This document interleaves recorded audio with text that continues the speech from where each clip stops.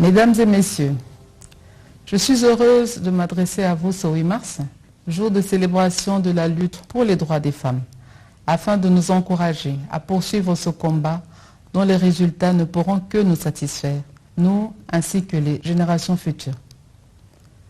Je joins ainsi ma voix à celle de toutes les femmes et tous les hommes qui, chaque jour, luttent sans relâche pour un monde réellement égalitaire et l'implication de la femme au développement de notre beau pays au travers d'une autonomisation efficiente et durable.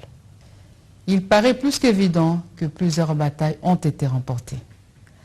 Je peux souligner à titre d'exemple le taux de participation record des femmes au gouvernement actuel.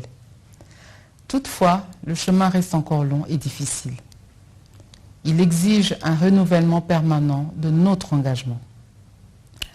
Cependant, pour transformer l'étincelle de la flamme du développement en un feu qui embrasse toute trace de pauvreté systémique, il est plus que souhaitable d'agir ensemble de manière plus intelligente, car il y va de l'avenir même de notre planète.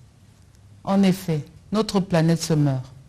Nos pratiques ne sont plus adaptées et menacent notre avenir et celui de nos enfants.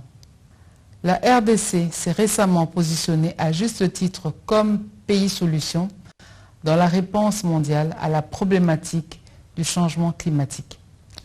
Il nous faut donc préserver cette ambition en intégrant le rôle de la femme dans l'équation, notamment la femme rurale, par un renforcement des capacités, pour un abandon rapide des habitudes néfastes à la préservation de l'environnement, au nombre desquels le déboisement sauvage ou encore la mauvaise gestion des déchets. Pour ce faire, un vecteur important à la communication, de nouveaux comportements et l'éducation. Et vous connaissez mon engagement à ce sujet. J'estime que par elle, nous emmènerons ce combat au niveau souhaité.